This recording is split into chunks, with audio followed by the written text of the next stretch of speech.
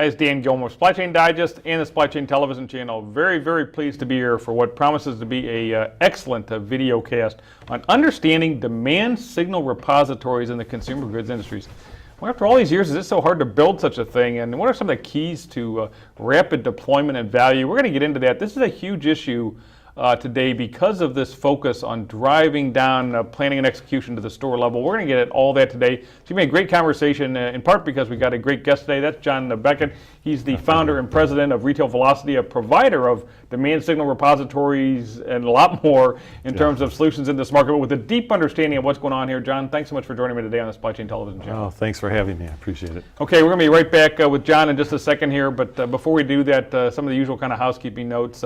This broadcast, I think, is going to last in the 30-35 minute range. We're going to have a wide open discussion here, so hopefully we won't take it too long, but we should get done in about that time. At the end of the broadcast, we'll have a live Q&A. You'll see on your screen a kind of a chat type window. You might have to scroll around a little bit, depends on your monitor, your resolution, whatever, but I promise you'll find it. Any time during the broadcast, type in your question, hit submit.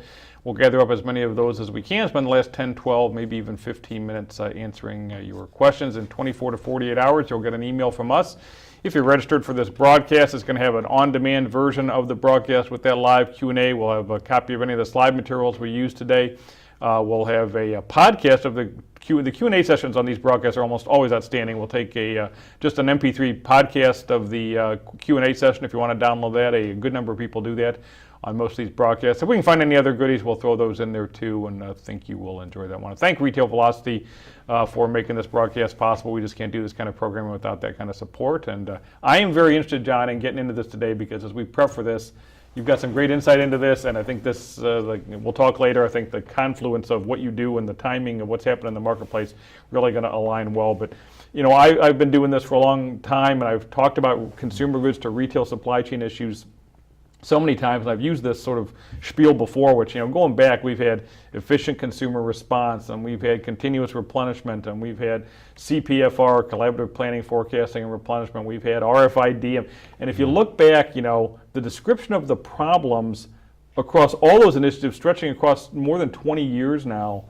have all been kind of the same. The opportunities are all kind of the same, and yet here we are today in 2016, and we have so many of the same problems. What fundamentally is the problem/opportunity consumer goods to retail that we still haven't cracked in terms of, you know, all these previous initiatives? Well, they're all basically based on how do you keep product on the shelf, how do you plan, and how do you collaborate? How does a retailer collaborate with their vendors, the consumer goods companies, to manage what's going on? Now, a lot of these initiatives that you're talking about are different ways, different areas of responsibility for different, you know, different companies. So the issue is, how does a consumer goods company work effectively in that domain? So they can, you know, there's VMI where they're managing inventory in the warehouses. We've seen scan-based trading where you get paid at the end. But what our premise is that for a consumer goods company to be effective, they need to own the inventory all the way to the consumer. So they need visibility all the way to the consumer. And the programs from that are derived of what will the retailer, customer, and the consumer goods companies share in the responsibilities. Who has ownership? Who has authority? And it all, you know, trickles down to that. So I can agree with you that that's, you know, at a high level, that's the scenario here. But, you know, what are the barriers? What are the obstacles? Why can't we get there, or why haven't more consumer goods companies and retailers gotten to that place you're talking about? Sure. Well, first of all, you got to look at a consumer goods company could have 50, 100, 200 retailers that could share data, and many more beyond that. So if you look at all of those as a separate stream of data from different systems with different ways of delivering and different formats and different levels of data integrity, you've got a large issue with trying to manage a whole market or a whole, you know, regions and manage the supply chain versus what's typically done nowadays is it tends to be more account focused or individual retailer where you have a lot of silos. So account teams may have their silos, marketing typically goes with syndicated data. So when you get into supply chain, you're trying to manage what's going out through to the consumer with, you know, 100 different sources of data that you got to consolidate and harmonize, we call it. Yeah. So it's fundamentally a data visibility issue. Is that a way to boil it down, or that's not right? So the visibility is definitely an issue, but the visibility depends on a lot of different factors. And so there's having the data in a timely fashion. If you have it from a month ago, that's not really visibility for what you need to do today. There's the richness of the data. How much do the retailers share with you? Each one is different. There's the integrity of the data. Do retailers provide restatements, or do they just provide one dump and the data changes in their system later than it does in yours? And there's the automation of it. How do you actually get it delivered in a timely, automated fashion rather than people manually going into portals and downloading it? Yeah. And to be clear about this, are you talking about getting all the way down to the store level, or Absolutely. Store level, daily, item level. Okay. Now, we've had availability, and you referenced a second ago, varies by retailer, but a lot of people think, well, point of sale data, which was hard to get a decade ago, it's more readily available now, and there was all this talk about, geez, if we could just get that point of sale data, that would, and then we'd really get going. Decade later, whatever, where are we at, and why isn't the vision that you have there for that seem to have yet been enabled by this POS data availability? Well, that's actually a question we question constantly. When we started back in the 90s, the data was typically delivered weekly. You would get units sold and inventory, but you wouldn't get the sales dollars because that was proprietary. And over the years, it's been the retailers have been more providing richer data. They've been providing more useful data in a cleaner fashion. But even 10 years ago, as the data got pretty good, you need to be able to apply it for what I call fitness for purpose, is what part of the company is going to be using it, whether we're talking about supply chain here. You also get into logistics, you get into finance, sales, marketing. All of them have their needs, and you get this swamped with these silos of information that drive the IT folks nuts. And then there's also the problem of how do you share and compare reports across these teams. So actually getting back to the visibility is one that I look at as a shared process within an organization across the enterprise, where what you really need are common systems and methods. You need to come up with processes that you can apply, say, at each account team. So typically in most companies, the Walmart team is the predominant one. They do most of the business. They often have offices down in Bentonville, and they have this very rich source of information.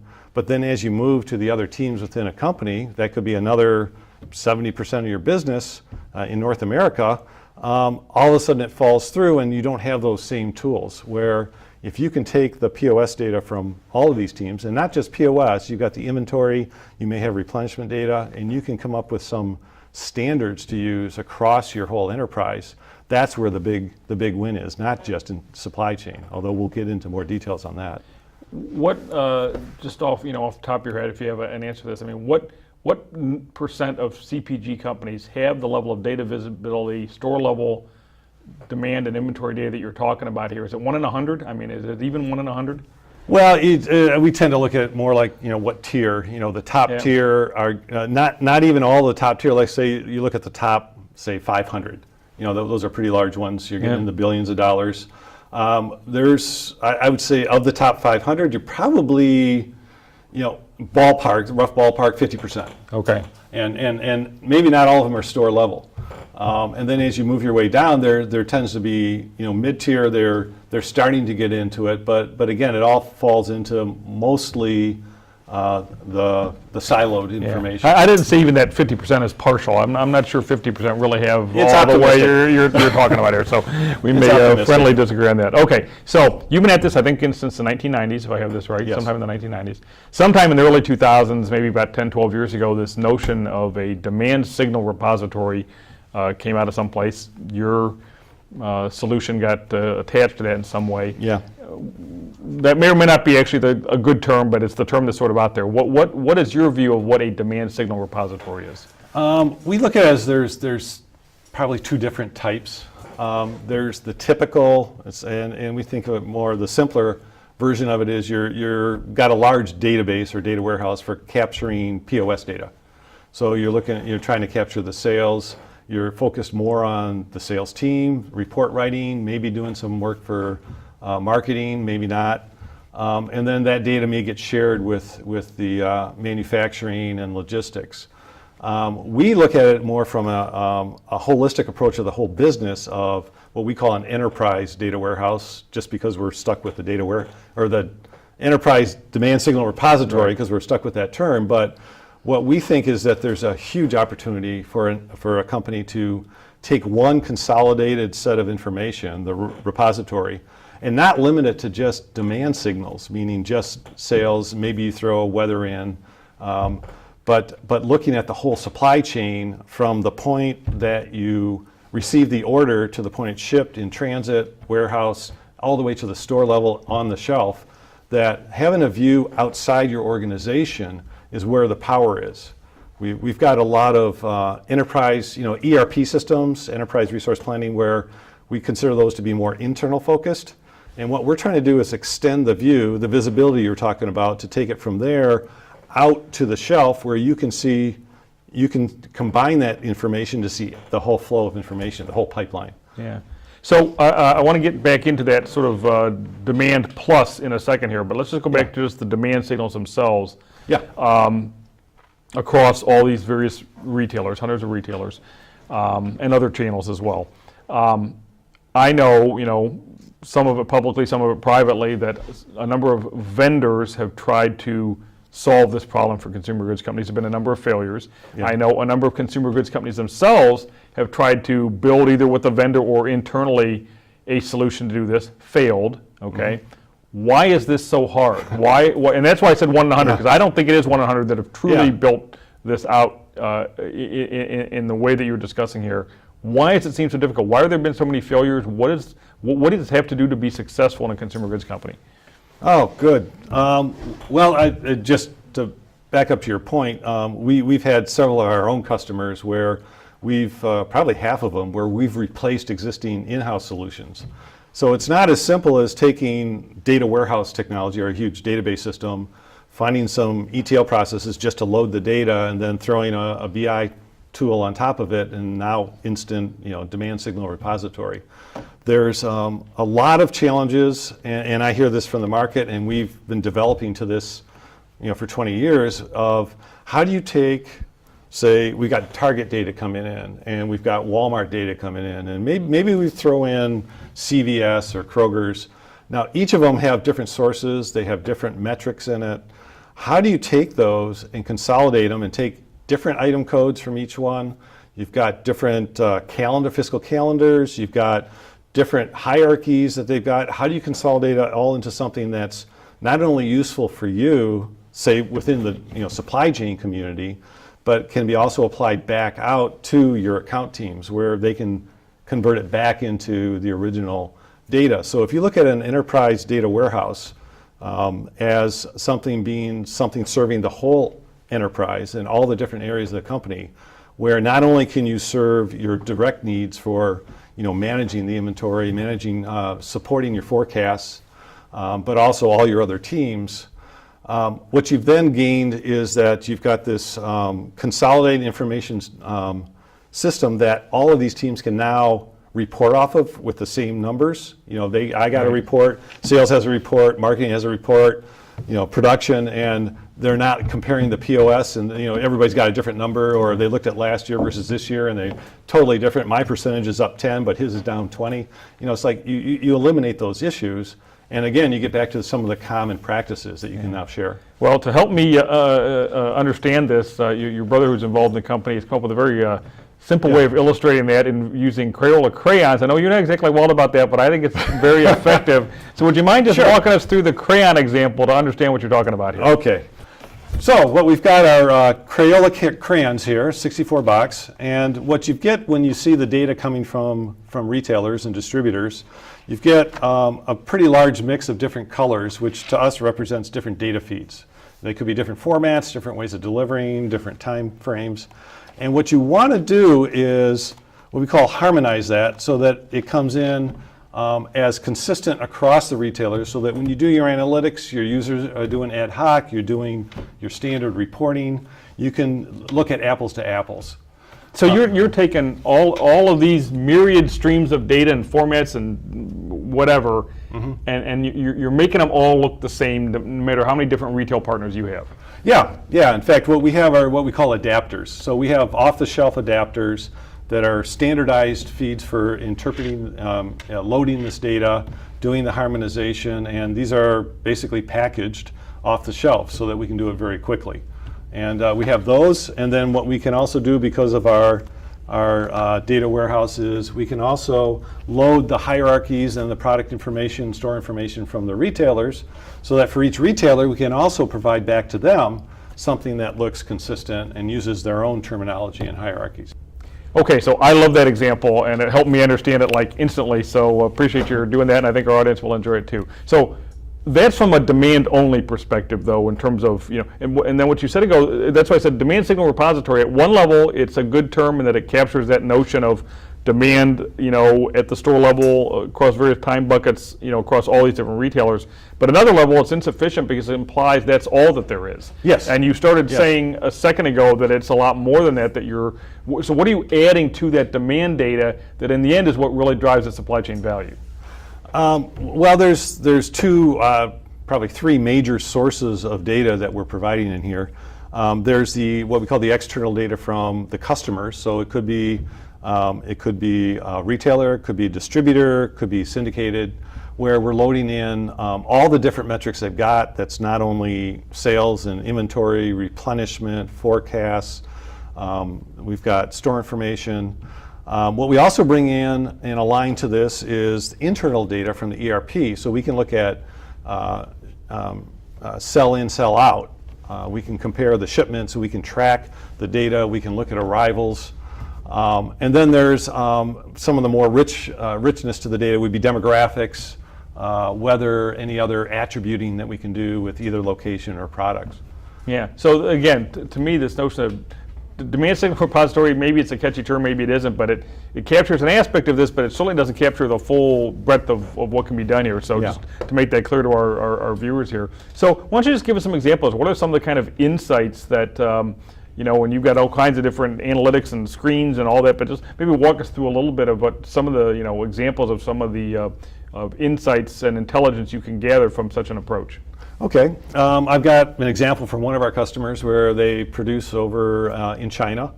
They ship from Hong Kong, direct import. So then the data, they lose visibility because now the retailer owns it, and then all of a sudden it shows up in the warehouse, and then they're managing that through to the stores. They were able to fill in the gaps by getting another source from the retailer that shows what's on the water. So now they can see everything from what they shipped through to the store, and this would be this is at a home improvement retailer, so it's hard lines, and they're looking more on a weekly level where they can project out what inventory are they selling, what are customers buying, what's coming in, what's in the system, what's coming to the system, and then what are they producing overseas.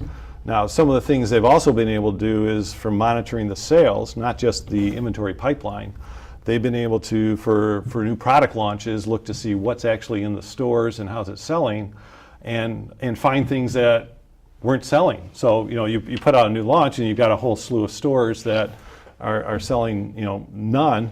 All of a sudden the buyer is going to be on your back. This would be more of a sales problem, but it does get into logistics and supply chain. And they found out that their product needed to be assembled in the stores, and they weren't. So they sent out a field force, they got them assembled, and all of a sudden the sales take off. Well, this is a time-limited product, so that saved them not only a lot of sales, but also potentially a lot of returns or markdowns. Yeah. When we were preparing for the broadcast, those are a couple of great examples. You were showing me a laundry list of different sort of views. Just maybe some. I don't know if off the top of your head you have some of the other sort of. Sure. What are some other things I can see? Within our industry, whether it's more of the type of DSR I'm talking about, demand signal repository, or a simpler one, a big issue is out of stock. So that's like a big mantra in the industry. You got to be monitoring the out of stocks, keep in stock, hit certain percentages. Well, knowing whether or not you're out of stock is one issue, but then being able to predict whether you're out of stock meaning you've got what we call phantom inventory. The retailer thinks there's product there, but there really isn't. The sales go down. Some people use a simple zero scans monitor. They'll just see how many weeks did they do zero scanning. What we've done with a project that we did a lot of research on this, is we're taking an item by store level approach to look at the selling rate, what's the sales velocity by item by store, and then using that to determine what would be the right selling rate, and then setting the thresholds by item by store on that to determine whether there's an issue. And from that, we can then calculate, well, since we know the normal velocity, what would it have sold, and we can actually calculate lost sales. Yeah. So now you can see where should we maybe be sending merchandisers, where can we fix the system, as well as what is it costing us, and how cost effective would it be to send people out or make some other arrangement. So it seems to me there's, you've got the demand signal. There's a 360 sort of view of this. I mean, you've got the demand signal repository aspect of it. There's an element almost of demand sensing in this, Yes. to me. Yes. Absolutely. Yes. And then finally, you're taken at the starting point is that store level forecast and activity, and then you're marrying that with the supply chain data, so I get this sort of end-to-end view of what's happening. I can drive that store level, focus back all the way up through the rest of my supply chain. Absolutely, absolutely. So what we look at, again, is that we're taking an ERP system. All the companies have ERP. A lot of them have SAP. Actually, most of the bigger ones. And what we want to do is extend the visibility out so that you can then impact all the other programs within the company. So, I mean, I didn't even mention forecasting, where most places I go to before they've got our technology will be forecasting weekly based on shipments. So what you shipped is your demand, as opposed to what they're now doing is taking, okay, what is the consumer selling, eliminate some of that lag time on the data, as well as what's in the channel, so you can see, are you starving or stuffing the channel, and how should you be adjusting your forecast to account for that? Yeah, very good. So you're focused on the consumer goods industry. I realize you mentioned to me a couple of very big customers that you can't mention by name, but maybe just give us a sense, who's a customer of Retail Velocity? Some of the ones I can mention are Hanes brand. We've got a video case study on our website for them. We've dealt with Fisher Price. They're a subsidiary of Mattel, where we worked with them and have another study. Crayola, obviously, we just brought out their crayons. So we've got a lot of, our companies tend to span the upper to mid-tier, so that would be the general range. We've got a number of them are in the Fortune 100, Fortune 200. Yeah, you mentioned a couple to me. One probably a Fortune 10 company, I think it may be, or and then another that's Fortune 500 type company for sure. So good mix of customers there. So my sense is, and I hope you'll agree with me, that the world is moving in your favor. And what I mean by that is, even though there was this notion of the point of sale data and connecting the store level activity to way back into the supply chain, the reality of it was not much of a reality. But 3-4 years ago, we had the VIX organization, now part of GS1, came out with their guideline. I forget the exact name of it, but it was basically building your supply chain from the shelf back. It was something very close to along those lines. I see at all the conferences I go to, clearly there is a greater focus on consumer goods manufacturers of understanding the store and doing that exactly as I said, building their supply chain planning execution from this shelf back. Maybe they're not there yet, but the interest is growing. So I think the good news for Retail Velocity is it seems to me the world is moving in the direction that you've been promoting for 20 years. Yeah, it has. I would say probably the one area that is still lagging is, and you mentioned some of the standards, but the standards aren't being used. That every retailer has a different feed. When I talk to consumer goods companies, whether our customers or prospects or go to trade shows, conferences, they always come back with the difficulty of taking the data from each retailer and trying to map it back into their own products, cross-reference it, and how to cleanse that data, and how to handle restatements, and how to work with fiscal periods, and all this area that we call harmonization. How do we make the data useful within their own organization? And that's the part that's still lagging. And then, in addition to that, I'd say one other area is the delivery of the data. Some customers, retailers will deliver it midweek. Some of them will pump it out on Sunday night. Some of them do daily, and then you may get restatements, and then you need to update the numbers that you've got. But there's a whole slew of problems that, especially for the IT folks, is how do you manage all that to get, ultimately what we're looking for is that we can do a report within our system, and you go to a buyer, it matches their system, and you go to their planners, and it matches theirs, and then within your own organization, they all match. Yeah, very, very good. I mean, you really, there's so many aspects, again, of your solution, but a connectivity play is certainly very much at the top of that list here. All right, so people are thinking, this sounds pretty cool. They're probably asking, well, what the heck does it take to put this kind of a solution in? I'm certainly aware of some, I'll call it horror stories, for lack of a better term, of people that companies that took a long time to just get this for a relatively few number of retailers. Is that typical? Not with Retail Velocity, I'm saying generally. Others I've heard, maybe some homegrown solutions or whatever. Sometimes I think some vendor solutions. I talked about some failures there.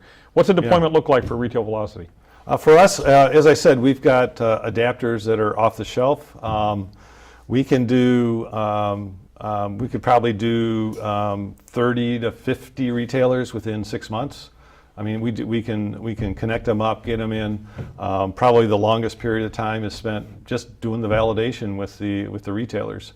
For a company that's just starting out, the first thing they're going to need to do is understand what sources are available. And again, that's an area where we advise and help them in our new customers, and what data should they be asking for that maybe isn't even published. You have to know what to ask for. We have on our website, we have a list of retailers globally that provide data, so you can see which ones, and some of them that don't, which is kind of surprising.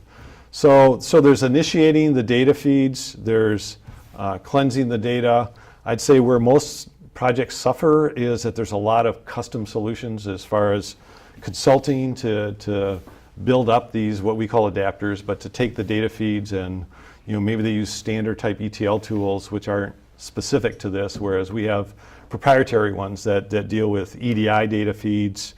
We work with Nielsen, Kmart have their own proprietary feeds. We have tools to pull data from portals. There's just all sorts of mechanisms that you need and hoops to jump through to get it done right, and we've already done those. Yeah, and so that's tremendous value in and of itself, and then I assume you maintain these because there's changes to this stuff all the time, and you're talking about a large number of retailers, so that's got to be a significant effort on your part. Yeah, in fact, that's when I mentioned that half our customers used to have their own. Some of the, they were kind of happy with what they built, which it's a big effort, but what they weren't happy was the maintenance, because that's a whole other aspect of a big aspect. How do you update each one, and how do you change it, and you've got changing, you got new products and old products. Like one example that we resolve is that the UPC, and the GTIN nowadays is kind of like the gold standard, because that's what goes across the register. That's what's recording the sale. That's what's being reported through the POS. But last year that UPC could have been used on a different product than it is this year. So you get recycling of product codes. And do you have ways to handle that? So we have, what we call versioning of products, so that you can always say, from 2 years ago, I sold this product, last year I sold this one, and you'll be able to track that and manage that. Well, it's not many CPG companies or any companies that have extra IT people sitting around to, maintain things. So the fact that, you could build it, but then that maintenance is such a big aspect of it. So the fact that you handle that certainly got to be a very attractive part of the value proposition. And SAP, you mentioned, of course, in many, I don't know what the percentage is, but it's got to be well over 50% of the top consumer goods companies. And you have a partnership with the SAP. Yeah, they have a new product that they launched called DSIM. That manages demand signals within and inventory within their platform. So that's based on HANA, and we're certified partners to feed that platform. So they don't have all the different adapters for all the different retailers. So we worked out an arrangement with them, a partnership, so that we can stream that data, and we actually have a cloud system that will. The data can flow through us and then be delivered to them seamlessly. Very good. Now, before we close it out here, I'm sure some of the audience are saying, well, I can get data, from a laundry list of different retailers, but first of all, you have to deal with all the issues you talked about in terms of, Yeah. but a lot of them are charging big money for this, aren't they? Yeah, it kind of defeats the purpose of collaboration. Like Walmart is, like I said, they're the best at it, and they provide it free, and most retailers do provide it at no cost, but a lot of them are using third parties that will manage the data and then provide portals typically, and then charge for it. So getting data from some of these retailers, I won't name them, but there's certainly quite a few of them, where it can be anywhere from $30,000 to hundreds of thousands of dollars to get a standard feed of that data. And we have ways of satisfying, avoiding those charges by downloading or acquiring the raw data that they use to prepare the reports that they do in analytics on the portal, and circumventing that so that they're paying either a lower fee or no fee to get that data into their system. Yeah. So I mean, in addition to all the other benefits, that cost avoidance alone may be a big part of the value prop here. So very good. Sure. So again, kind of closing it out, two quick questions. I guess we've already covered this in a sense, but this really affects not just the forecasting department, or not just. So I mean, there's a whole variety of stakeholders within a company that this kind of information can affect. Oh yeah, we've done things as broadly as we've done customer P&Ls. Besides bringing in the shipment information, we also bring in some of the the general ledger information to see what went out, what were the chargebacks, what were the debits, the credits, and actually build up a whole profitability statement. And then there's ways to pull out promotional information for doing TPM analysis. So we can aggregate or separate the promotional data from the retailers, and then be able to provide it as a separate metric, so you can look for lift and effectiveness, and actually do that on the fly, both before, during, and after. You can manage a promotion to be successful by making sure the inventory is there, manage it during it to make sure you're replenishing it, and then you're selling through it to make sure you don't end up with too much. There's other programs we've done with category management to actually provide category advisor reporting for retailers, where CPG has taken on that role. So there's a preponderance of various applications of this and processes. Well, one of the main kind of takeaways for me from this, John, is I'm generally familiar with the notion of demand signal repositories, knew something about what you did, but I thought of it maybe was a little more niche, or it was a database that had, but this really is way beyond that. I mean, this is something. I mean, if Procter & Gamble started talking about the consumer-driven supply chain in the early 2000s, which was a whole rethinking of how they thought about supply chain, and really driving that supply chain from the shelf back, and it transformed and changed processes across the entire company, had to relearn ways of doing things, whatever. I mean, you're talking about an approach here that can have a significant impact beyond just seeing where my demand is, a significant impact on how a company runs its supply chain. It could be pretty substantial opportunity for companies. Yeah, I mean, essentially we solve the data problem. The data problem is, how do you get that data to enable those processes? And that's what we've resolved. We can come in quickly and efficiently and cost effectively and provide the data that's needed to deliver that. Okay, very good. John, very, very interesting solution, very knowledgeable on all of this. It's a great discussion. I'm sure our audience enjoyed it today. Thanks so much for joining me. Yeah, thank you. Okay, with that, we're going to go to the live Q&A now. If you're watching with us live here today, if you're watching on demand, of course, that the recorded Q&A is just going to play. You're going to see first here a list on your screen of resources, how to get hold of John, websites, etc. Certainly encourage you to take advantage of that. Obviously, somebody that knows quite a bit about this topic, and I'm sure would welcome the chance to follow up and answer any additional questions you may have. With that, we're now going to go to the live Q&A. Just click on that link. That's going to start a live audio stream. You can continue to ask your questions on this in that little chat type window as I referenced, but we'll spend the next 10, 12, 15 minutes answering as many of your questions as we can. I learned a lot today. I hope you did too. I want to thank you so much for joining us on this broadcast from Supply Chain Digest and the Supply Chain Television channel. Look forward to seeing you on another videocast very soon. Thanks so much, everybody. Okay, this is Dan Gilmore from Supply Chain Digest and the Supply Chain Television channel. Very pleased to be here for the live Q&A after that very interesting and I think educational discussion on demand signal repositories and consumer goods. I certainly learned a lot. Hope you did too. And boy, sure seems like a lot of potential here. Very pleased to have with us our featured guest, of course, John Beckett from Retail Velocity. John, great discussion today. Thanks for joining me here on the live Q&A. Well, thank you, Dan. Okay, so we did have some questions come in. You can continue to ask your questions. You'll see wherever you're at, you'll see someplace there a little chat type window. Just type in your question, hit submit, and we'll spend the next 10, 12 minutes answering as many of them as we can. A lot of kind of interesting questions kind of coming in here. But as usual, John, I like to start off with a few questions from me. As I listen to the discussion, some things pop into my head. So a couple things here. First off, we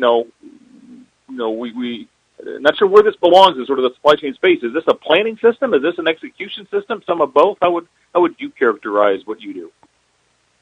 Yeah, I'd say it's some of both plus more. Certainly, as you look at the general cycle of managing a business, you do the planning, the execution, the monitoring, the improvement. So this is used in all those phases so that you can see what's actually going on out in the real world. So I'd say all of the above.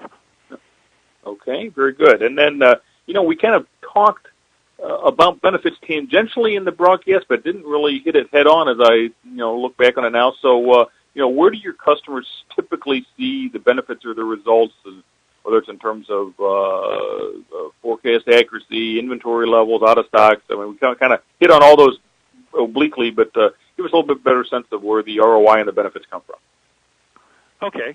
And we've seen a lot of different areas. A lot of businesses will focus on maybe certain few, but starting with forecasting, as you mentioned, we've seen a definite progress in the industry where instead of forecasting to orders received in the past and current, instead you're forecasting to the demand that's actually occurring out on the shelves, as well as incorporating what inventory is already out in the system. So instead of producing to an influx of orders when there's already the channels are already stuffed with inventory, or perhaps maybe they're starved, you'd want to adjust your forecast based on what not only what's in your own warehouses and what's in the pipeline, but what's also out in the DCs and the shelves. So the forecast is a big one.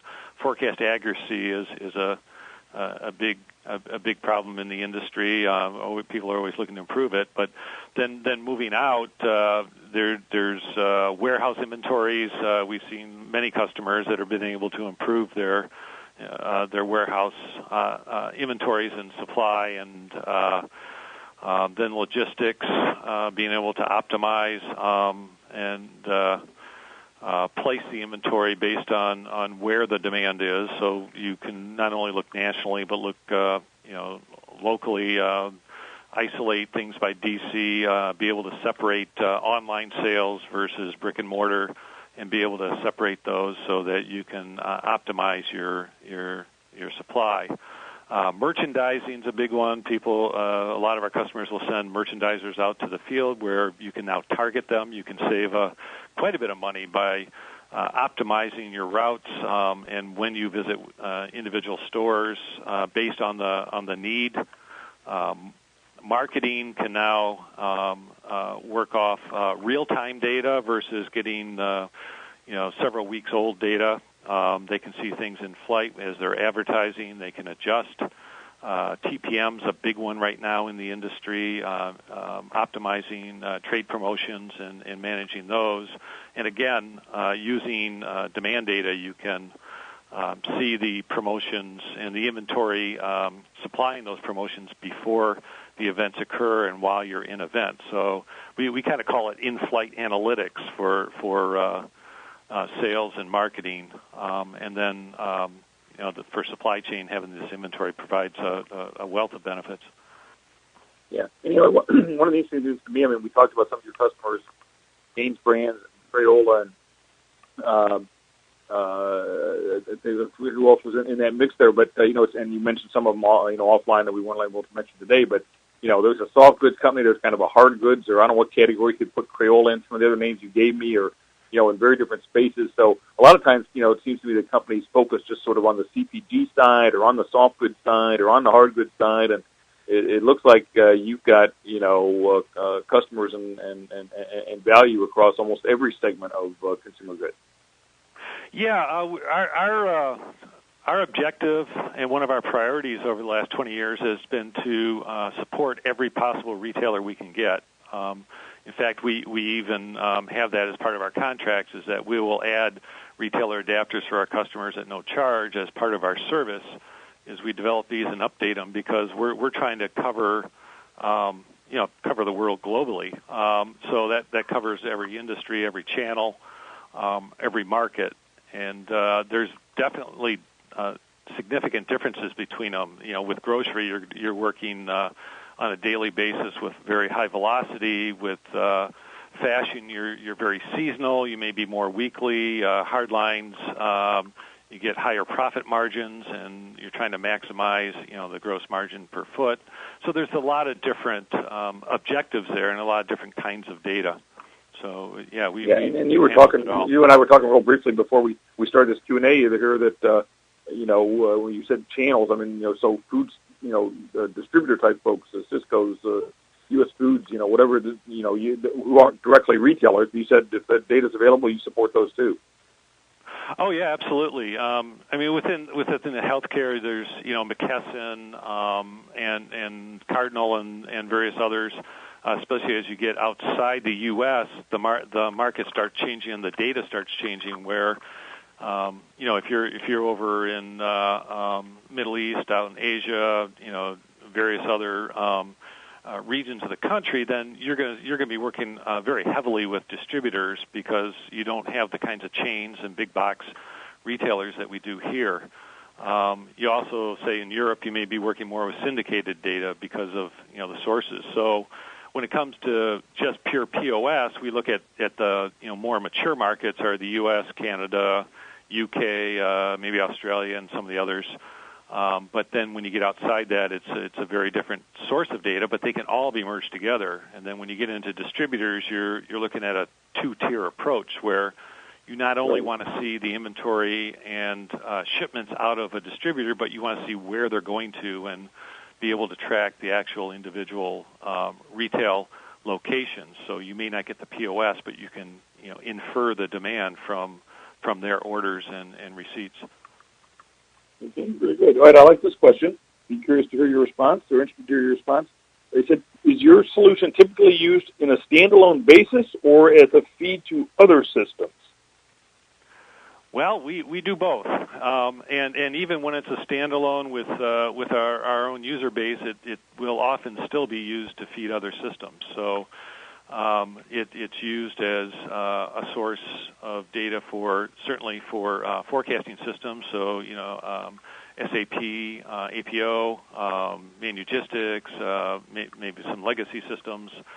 So we use for the forecasting. They may be used for various planning systems. We've also fed it to quite a few different data warehouse, enterprise data warehouse and BI tool sets.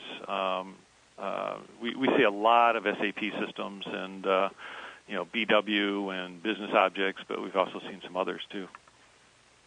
Okay, very good.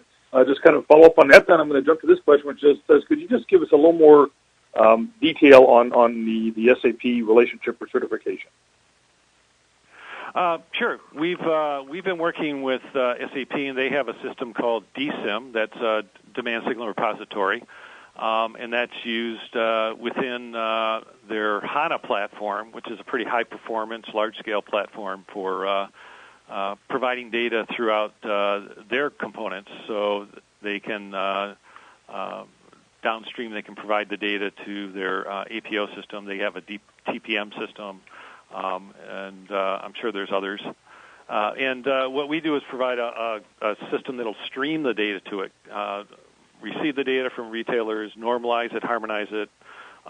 We do kind of a subset of harmonization, and DSIM has their own harmonization tools. So we've been working since the initial 1.0 release, and they're up to, I believe, 3.0 coming out now. And we've been a partner with them. Yeah, and I think when we did the video cast, I mentioned this, and I think it's a fair analogy. I kind of likened it to what the SAP does with global trade management, where SAP has a global trade management solution, but they don't provide the content for the actual detail, country by country detail. Somebody else has to provide that content. They just provide the structure and the application for it. And I think there's a bit of an analogy in what you're providing. Yeah, well, the very good. difference Okay. between what we do and probably most others is that, first of all, we have adapters off the shelf, so we can plug and play based on where their sources are coming from, and then we can bring it up very quickly. So we've been able to do 10s to 20s of retailers within months, and bring that up online, so that instead of having either a custom solution or having anything that's done manually within that, we can automate the feeds and have them delivered. Our objective is by beginning of business the next day, you'll have the data that arrived overnight. Okay, and that's great, because that's the segue to maybe the last question we're going to address here today. And question kind of came in about, could you just give us a little more sense of what the secret sauce is here, in quotes? What is it, John, that enables you to bring up so many retailers for a customer so quickly when others obviously take far longer? Well, in our early days, it did used to take us quite a while, but then we realized that in order to deploy things quickly and to have our customers online efficiently, that we had to start applying some discipline to what we were doing with the adapters. That we needed to first of all we have a knowledge base that we keep internally of all the different retailers, what kind of feeds they've got, how the data needs to be processed, and we've got a proprietary tool set.